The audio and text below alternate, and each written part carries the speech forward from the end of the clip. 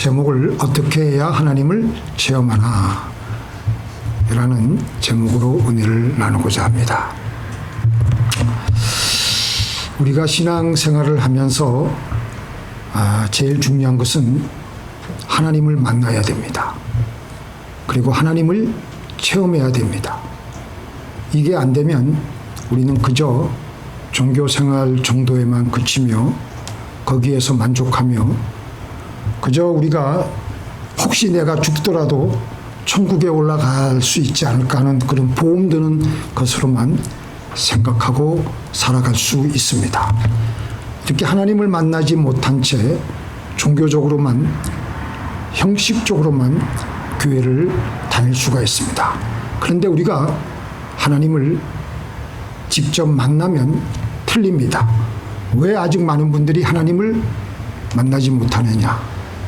하나님을 만나기 위해서 첫 번째, 하나님을 체험하기 위해서는 우리가 기도를 함으로 하나님을 만나는 시작을 열게 됩니다.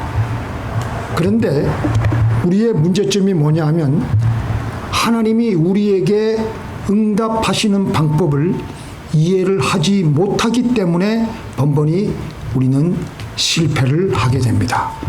그것은 우리들 자체에서 나오는 문제입니다.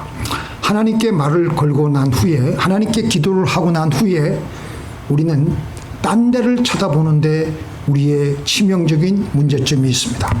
하나님께 말을 했습니다. 그리고 하나님은 그때부터 우리에게 기도에 응답을 하시는데 우리는 못 알아차리고 있는 겁니다. 그래서 우리가 보기에는 하나님의 반응이 엇박자로 다가온다고 느낍니다. 그리고 나중에서야 하나님의 반응을 간신히 깨닫고 나서 아유 그게 응답이야 하고 아주 시원찮게 그렇게 우리는 반응을 합니다.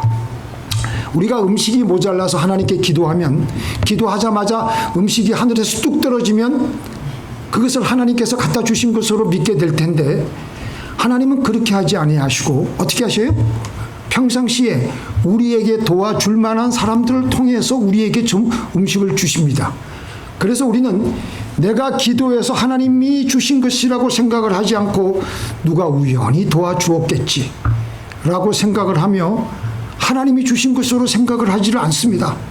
그래서 우리의 이런 악한 본성적인 습관을 고치기 위해서라도 우리는 평상시에 뭐를 해야 돼요? 좋은 일이 생길 때마다 하나님께 늘 범사에 감사하는 습관을 가지는 것이 그게 그렇게 중요한 것입니다. 우리에게 다가오는 좋은 일들이 오늘 얼마나 많습니까?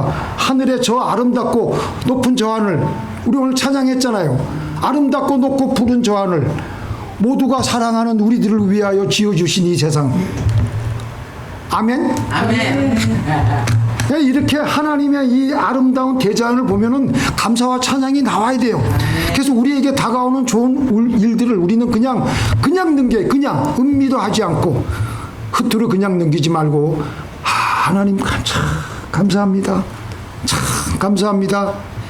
그리고 될 수 있으면 바로 그 자리에서 감사 기도 수첩을 꺼내어서 감사 목록을 적는 습관을 가지고 있으면 평소에는 그냥 지나쳤던 하나님의 손길이 잘 들어와요. 야, 이거 하나님께서 하신 일이구나. 야, 하나님께서 내 기도를 이렇게 응답하셨구나. 하나님께서 어제 저 사람을 보내주신 것도 다 이유가 있었구나. 이렇게 하나님의 손길을 하나씩 잘 발견해요. 그래서 이렇게 감사하게 되면서 우리의 영적인 감각이 예민해지게 됩니다. 칼 터틀이라는 미국 목사님이 이곳에 이 사람이 아주 어렸을 때부터 아버지로부터 심한 학대를 당하며 어린 시절을 불우하게 보내었습니다. 그래가지고 이제 어른이 돼가지고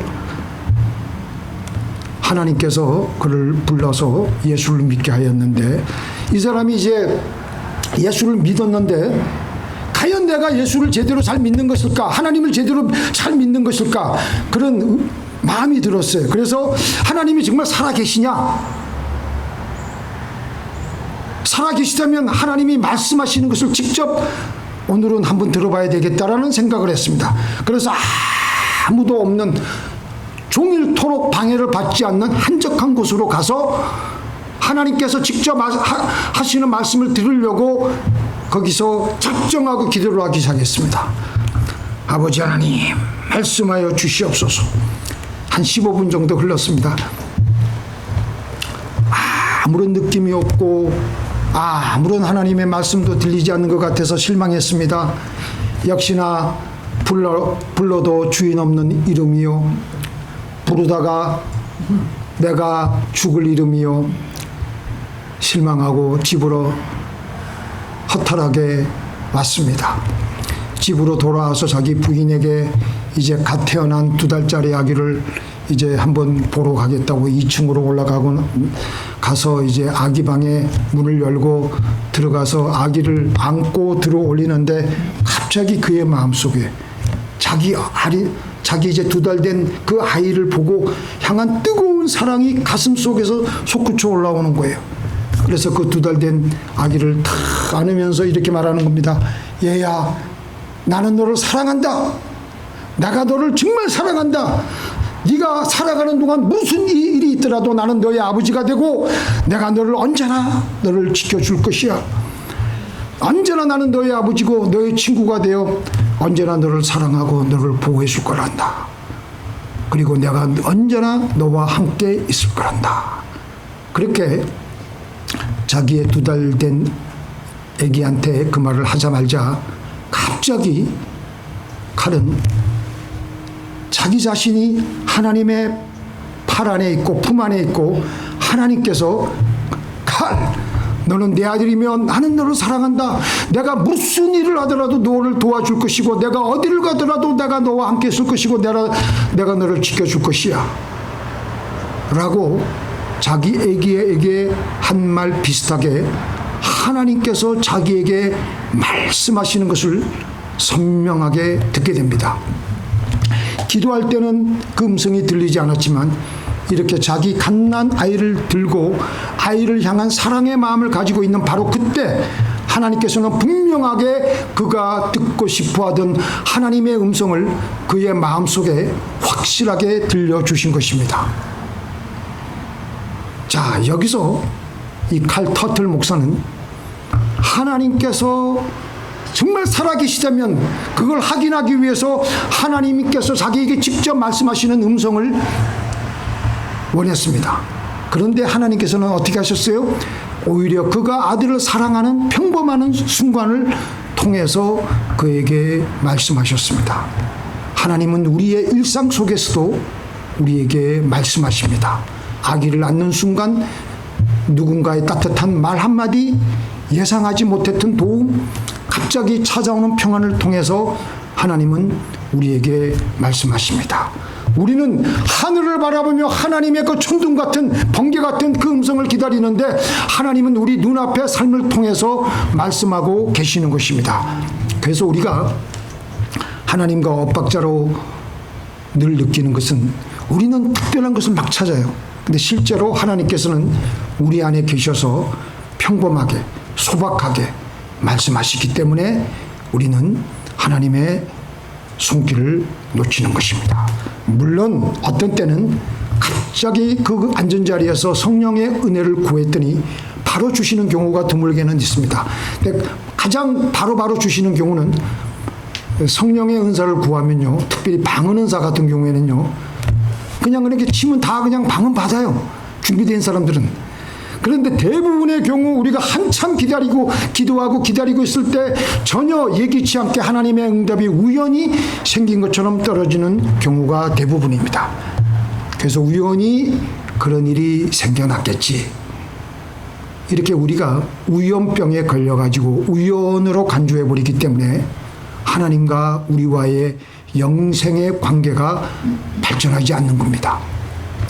유명한 설교가인 템플 감독이 영국 분이신데 캠브리지 대학에서 설교를 해달라고 초청을 받았습니다. 거기는 유명한 세계 석학들이 다 있는 곳이라 좀 긴장했어요. 그래서 이분이 하나님께 기도했습니다. 하나님, 무슨 설교를 할까요? 그런데 기도에 대한 설교에 그 감동을 주셔서 템플 박사가 기도에 대한 설교를 열심히 그날 가서 땀을 삘삘 흘리며 이렇게 기도에 가는 설교를 했습니다. 그 설교를 마치자마자 어떤 한 학생이 손을 높이 들며 이렇게 질문을 하는 겁니다. 박사님이 기도응답에 관해서 설교했는데 세상에 기도응답이 어디 있습니까? 오늘같이 과학이 이렇게 발전된 세상에서 그런 무식한 미신 같은 말을 왜 합니까? 성도들의 기도응답이라는 것도 가만히 들어보니까 우연히 기도하다가 보니 일어난 것들이다. 우연을 가지고 박사님은 기도응답이라고 우기지 마세요. 그러니까 템플 박사가 그 얘기를 가만히 듣더니 고개를 끄덕끄덕 그리면서 학생 말도 일리가 있어요. 그런데 내가 한 가지 말하고 싶은 것은 기도만 하면 자꾸 우연이 생겨요. 기도 안 하면 학생이 말하는 우연이 안 생겨나는데 기도만 하면 응답이라는 우연이 생겨나기 때문에 그래서 나는 기도하는 것입니다. 바로 그 우연을 만드는 것이 하나님이십니다.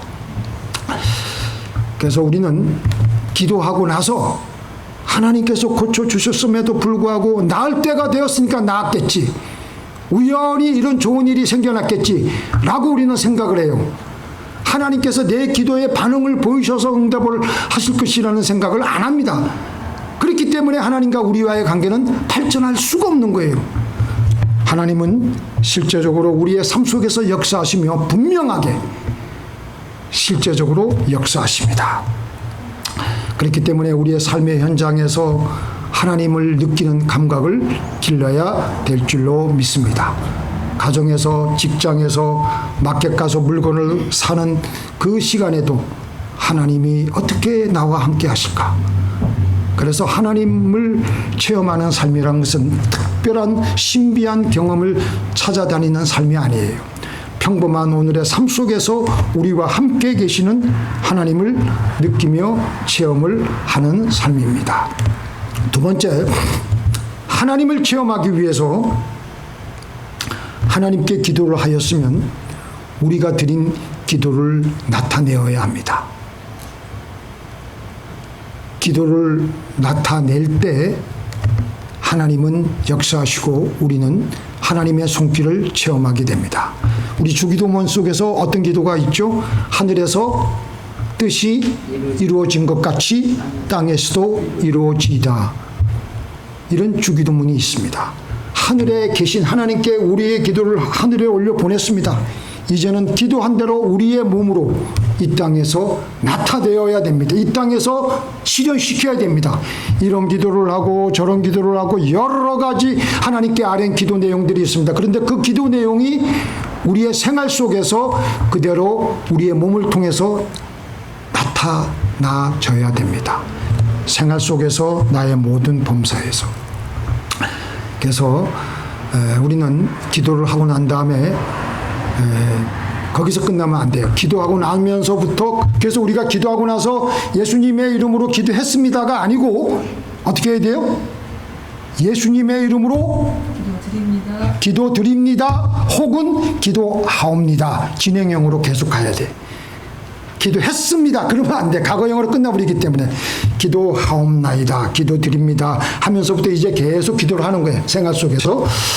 그래서 우리가 이제 생활 속에서 우리의 기도를 드러낼 때 하나님 이것 보세요. 그 유튜브에 보니까 신의 악단이라는 북한의 보위성 간부가 나중에 하나님께 이런 얘기를 하더라고요. 하나님 저 잘했지요 라고 하면서 자기의 그 순교 자리에 가더라고요. 우리가 기도한 다음에 우리의 몸을 이 땅에서 드러낼 때 하나님 이것 보세요 하고 난 다음에 하나님 저 이거 잘했지요 하면서 계속 하나님을 의식하며 우리가 새벽에 드린 기도 내용을 나타내어야 됩니다. 그리고 그 위에 하나님께서 어떻게 반응하시는지를 잘 살펴보는 것입니다. 예를 들어서 우리가 아침에 어떤 기도를 했냐면은 하나님 제가 저 인간을 사랑할 수 있도록 좀 사랑하게 해 주시옵소서. 열심히 땀을 삘삘 흘려가면서 기도했습니다. 근데 이제 낮에 자기는 새벽에 올린 기도 제목, 기도 내용은 까맣게 있고 이제 열심히 살아가고 있는데 그 미워하는 사람을 또 만나게 됐어요. 그런데 그 미워하는 사람을 만나는 순간에 아침에 기도한 내용을 새까맣게 잊어버린 채 또다시 차갑게 으르렁거리려고 합니다. 근데 사실 하나님께서는 그에 대한 기도에 대한 응답을 주셨잖아요. 기도에 대한 응답으로 실제 삶 속에서 훈련할 기회를 주셨는데 우리는 그것을 하나님의 응답으로 알아차리지 못하고 나는 내대로, 하나님은 하나님대로 살아가고 있는 거예요.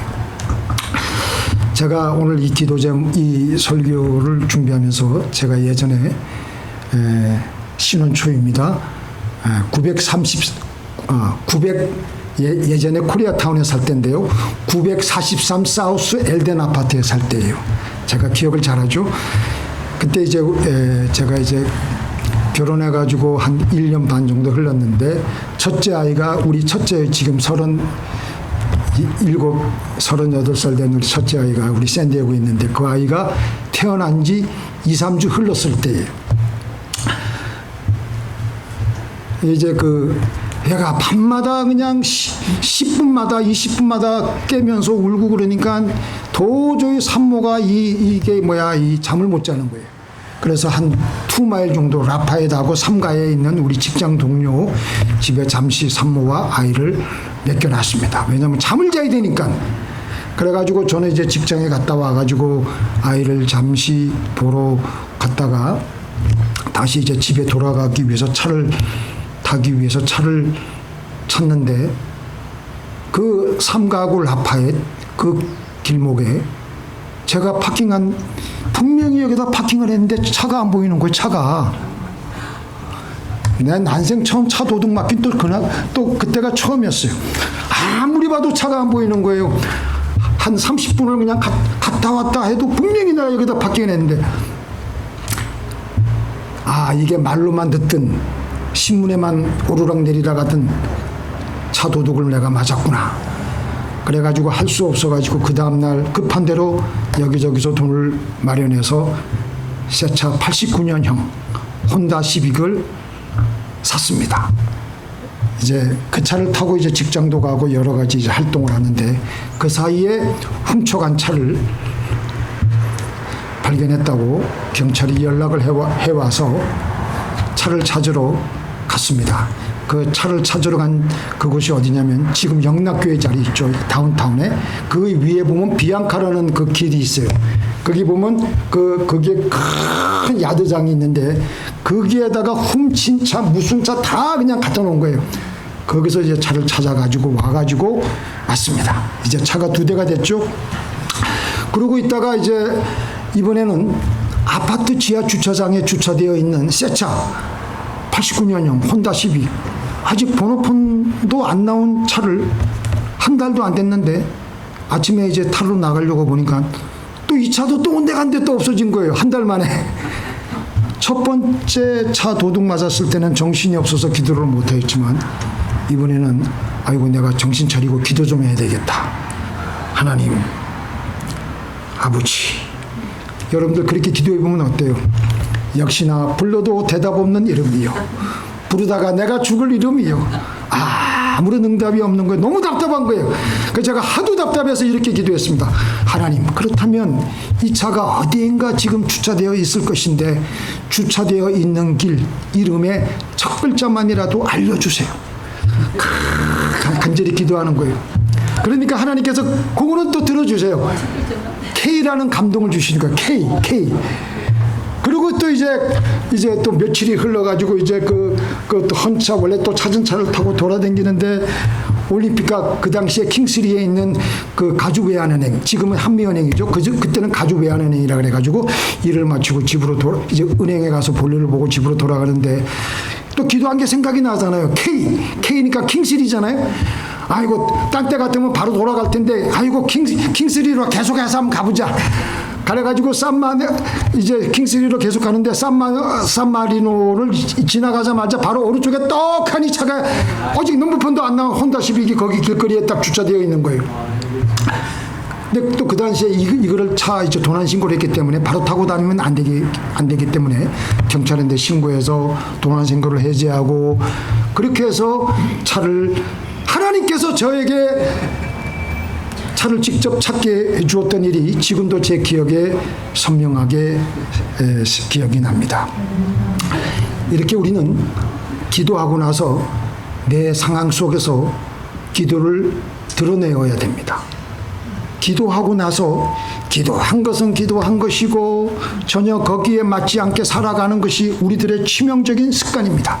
그러면 하나님과 우리 사이는 전혀 교감이 일어나지 않고 우리는 하나님을 체험할 수가 없는 거예요. 하나님하고 나하고 엇박자로 계속 하기 때문에 그래서 우리가 하나님을 느낄 수가 없는 거예요. 그러니까 우리만 그러냐? 사도행전 12장에도 그랬어요. 사도행전 12장에서도 우리의 이런 치명적인 습관을 보여주고 있어요.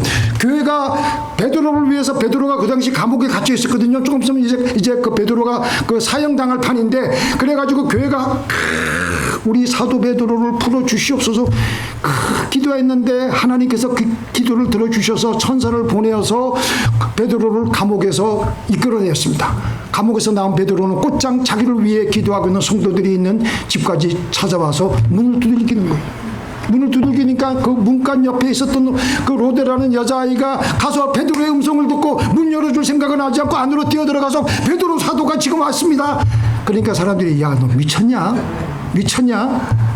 아니 방금 전까지만 해도 땀을 흘리며 애타게 베드로를 풀어달라고 기도했는데 막상 베드로가 감옥에서 빠져나와서 그들이 있는 문 앞에서 지금 문을 두들기고 있는데도 하나님께서 정말 응답하셔서 베드로를 보내주셨다는 사실을 못 받아들이는 거예요.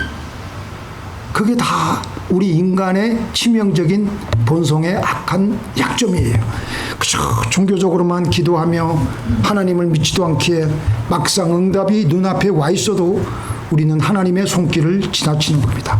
우리 이제 기도했으면 우리의 삶 속에서 하나님의 손길을 찾는 겁니다. 숨은 그림 찾기식으로.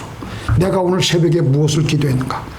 오늘 하나님께서 내 앞에 지금 무엇을 가져다 주시는가? 기도한 것을 삶 속에서 찾아보는 거예요.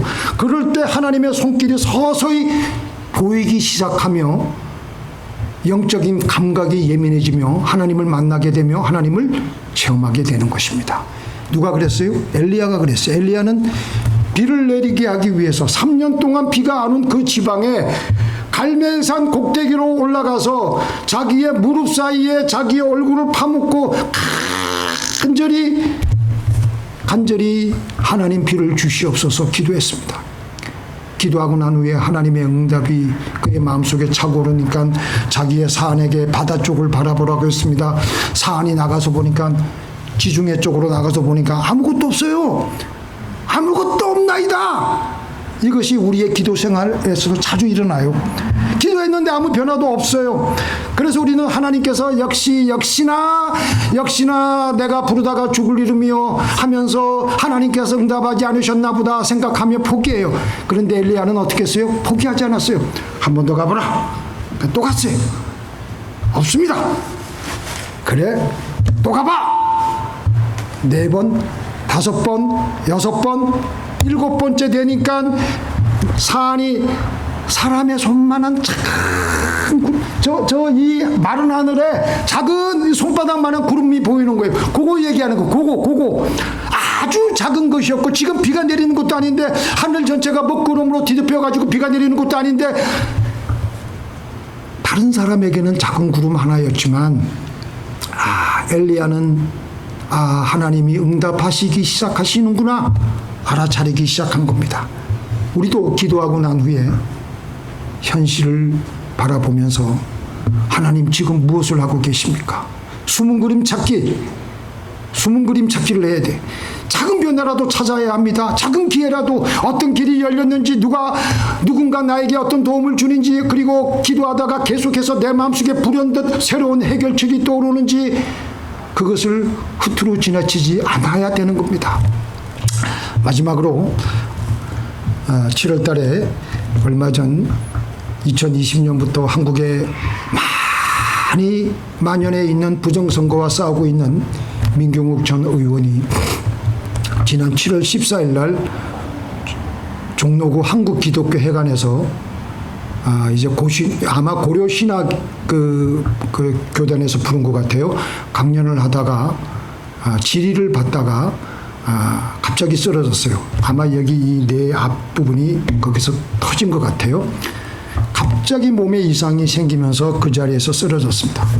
그곳에 있던 사람들이 다 당황하고 놀랐는데 다 목사들만 모였는데 그중에 어떤 목사님이 CPR을 아주 잘하시는 분이 계셔가지고 응급조치를 하고 또 이 목사님이 또 다른 목사님에게 또 부탁을 해가지고 마우스 투 마우스 응급조치를 해달라고 부탁을 하고 또 다른 분에게는 또 계속해서 또 그 이제 CPR을 몇 분간 하는데 한 4, 5분간 하니까 숨이 간신히 돌아오는 동안 또 다른 분이 119에 신고해가지고 구급차가 도착해서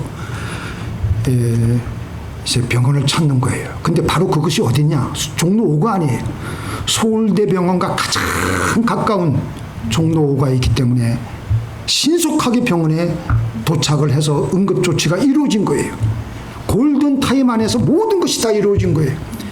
그렇게 해서 병원에서 검사를 해보니까 뇌출혈이 했어요. 곧바로 수술을 받았지만 한동안 의식이 돌아오지 않았습니다. 그런데 하나님께서 그를 살리시려고 작정하신 것 같은 일이 생겼습니다. 사흘째 7월 16일 날 의식을 회복했습니다. 죽음의 문턱까지 갔던 사람이 다시 의식을 찾은 것입니다. 제가 왜 이 간증을 하냐면요. 남의 간증이지만 제가 이분이 의식을 잃어가지고 병원에 입원해 있는 동안 제가 새벽에 기도했거든요. 제가 하나님 이분을 살리셔야 됩니다. 사방에 기도 부탁을 했기 때문에 저도 기도했어요.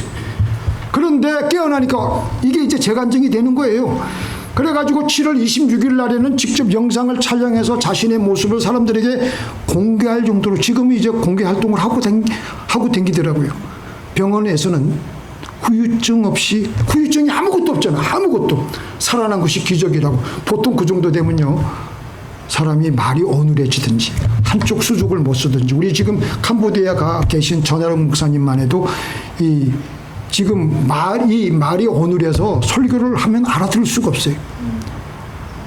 이렇게 후유증 없이 깨어나는 확률이 10% 정도라고 합니다. 그래서 저도 사실은 이분을 한 번도 만난 적도 없고 부정선거를 밝히기 위해서는 이분을 위해서 그냥 교회에 제가 열심히 기도한 것밖에 없습니다. 하나님 의식을 회복하게 해 주시옵소서.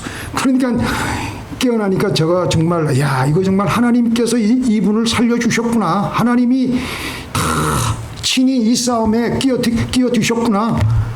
그런데 어떤 사람들은 또 어떻게 말하는지 아세요? 이 사건을 조롱하고 아무런 일이 아니라고 깎아내리는 그렇게 시각을 가진 사람들이 있습니다. 왜냐? 그들에게는 하나님이 없으니까. 하나님이 없으면요 이렇게밖에 말을 할 수밖에 없어요. 그런데 하나님을 믿는 우리들은 이 사건을 바라볼 때 하나님이 이 일을 하셨다라고 고백하는 것입니다. 이것이 바로 간증이에요. 간증은 내가 어려운 가운데 하나님께 부르짖고 기도했더니 하나님께서 내 길을 열어주셨다. 아니면 내가 병든 사람을 위해서 기도했는데 회복되었다든지 우리의 삶 가운데서 하나님을 경험을 하는 것이 이야기하는 것이 간증입니다. 간증은 바로 오늘 예수님께서 말씀하시는 뭐예요? 영생의 삶입니다. 우리 같이 읽겠습니다. 영생은 그 유일하신 참 하나님과 그가 보내신 자 예수 그리스도를 아는 것이니이다. 영생은요 하나님에 대해서 아는 것이 아니고 하나님을 직접 체험하며 알아가는 것입니다.